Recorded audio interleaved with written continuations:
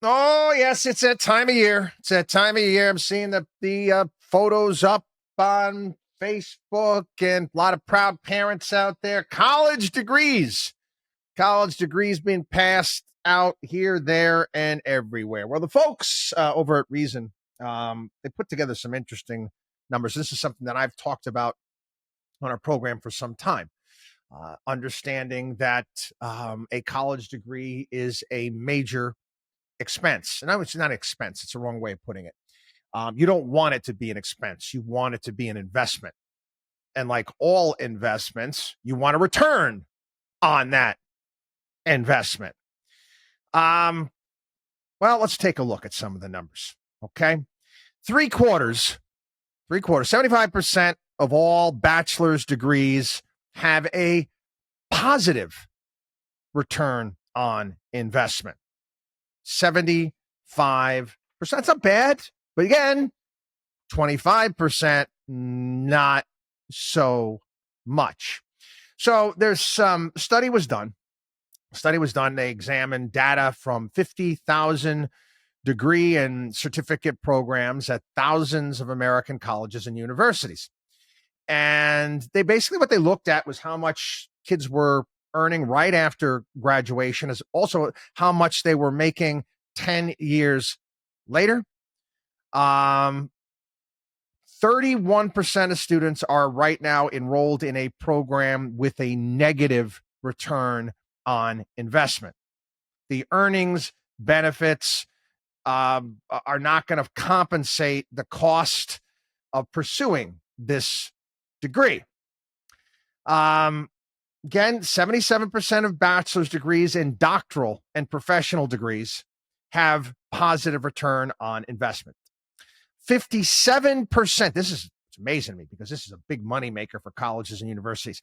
57% of master's and associate's degree programs have a positive return on investment, just 57%. For bachelor's degrees, fine arts, education, and biology programs had the lowest return on investment, while engineering, computer science, and nursing degrees gave students the highest long-term rewards. But what's also interesting as well, what they looked at is where you go to school, where you were enrolled. Mattered when it came to return on investment. And they gave the example of getting an English degree from the University of Virginia.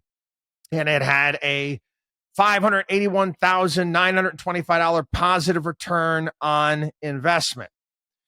They contrasted that with Virginia Commonwealth University, which is another public university, where that had a $30,000 negative return on investment. What does this mean? Again, it does matter whether you want to believe it or not. It does matter where you go to school and what degree you're going to get from that school. There's only so many. You get an English degree. Okay, what are you going to do with that English degree? If you're getting it from a top tier school like a Virginia, you're more apt to maybe get that job because there's only so many jobs out there in that department, in that area. Where are they going to hire from? Talked about this with a lot of our listeners here. There are feeder programs for certain fields. It is what it is. There's certain universities out there that have the tie-ins to whether it be Wall Street, law firms, whatever it may be. And you need to know that going in. You need to understand that. And that definitely will help as far as an investment is concerned. I'm all for higher education, people, I am. But we know how expensive things are. When they talked about, a negative return on investment on education. I mean, I used to laugh about this when I was in college. They had a building at Syracuse University. It was a school of education. I'm like, why in the world are you going to spend this type of tuition to become a school teacher? There's nothing wrong with becoming a school teacher, but you go do that and you get that degree at a state school, for crying out loud. You don't do it at a private university unless mom and dad are footing the bill and they don't care. All of these things need to be taken into consideration.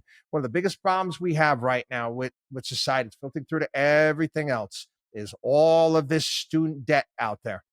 All this student debt that got put on steroids as soon as Obama took the damn thing over when he became president, none of the whole Obamacare, making homes affordable nonsense. And we're at a point in time where, again, you got high inflation, you got student loans you got to pay back. It makes it difficult to get ahead. Again, your college degree, don't look at it as an expense. It's an investment. It's an investment. And what do you want on your investment? A return. WatchDog on WallStreet.com.